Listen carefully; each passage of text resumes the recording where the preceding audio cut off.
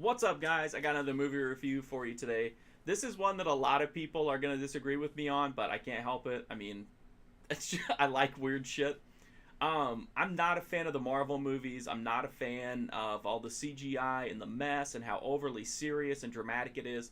I want like fun comic book movies. I don't know. I would rather have a smaller scale story that's told like with mostly practical effects and practical stunts instead of like a green screen stuff that looks like a PlayStation 2 game.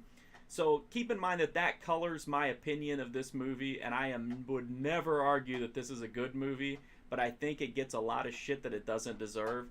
And that is Shaquille O'Neal in Steel. Now, this was a DC Comics story, has very little to do with the actual story, though. This is from Warner Archive on DVD. It is a DVD-R, but it's an official DVD. You can get it at WarnerArchive.com or at Amazon. The actual DVD quality is really good. The transfer looks pretty fucking good, like especially for a DVD. This movie stars Shaquille O'Neal. You can't even say it with a straight face. Stars Shaquille O'Neal as John Henry Irons, and he's a weapons tech expert and a metallurgist. I know, it's great. So anyway, he's in the military. Judd Nelson, I shit you not, Judd Nelson is the bad guy in this, and he overamps one of the weapons beyond the tested limits. It kills a senator. It puts Annabeth Gish in a wheelchair, and Judd Nelson decides, hey, I'm going to take this tech out onto the streets, get it privately funded, test it with gang members. So the gang members start robbing banks and stuff. Shaq is hearing about this. I can't even like say shit. Just never mind. He sees what's going on. He ends up in the middle of one of the robberies, and he's like, yo, I recognize these guns, and he knows he has to do something. So he works with his Uncle Joe, who's Richard Roundtree of Shaft fame. And they build him a suit of armor and this cool like sledgehammer slash bazooka slash powerful magnet slash everything you could think of.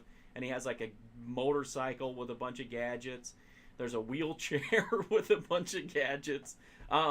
It's a weird movie. It's a movie that the people who made it, you can tell, know that this is a ridiculous movie. They don't try to be overly serious. They are very self-aware. There's a lot of self-referential humor in it. And what I like about this is that it's mostly practical stunts and practical effects. Shaq did all of his own stunts, I think, out of necessity. Because they couldn't find a double. Although there is a funny part in the movie where there's another person who gets a double, and the actual character is bald-headed policeman, and when the stunt double has a full head of hair. So anyway, the effects are very basic. They're not huge set pieces, but it's believable because it's done practically. It doesn't look like a fucking PlayStation 2 game.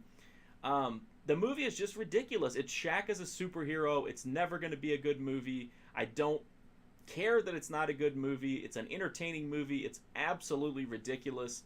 It has so much, and I guess, I don't know if it's unintentional humor, because I think that the people who made it were so self-aware that it's intentional humor that adds all this camp value to the movie.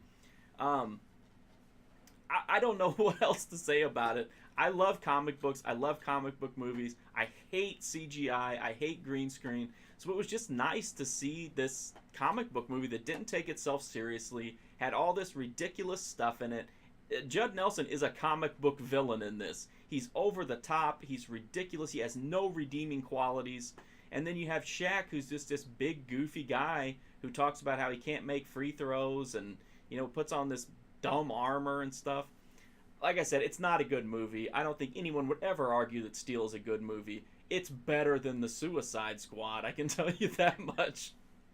But anyway, I think it's hilarious just from a camp value perspective. If you like so bad they're good, which I don't even think that's really a thing. I either think something's entertaining or it's not. Or if you just want to see like a basic comic book story that actually kind of feels like a comic book and is, doesn't look like a, 20-year-old video game cutscene. Check it out. It is ridiculous. It's so ridiculous. It's Shaq as a superhero.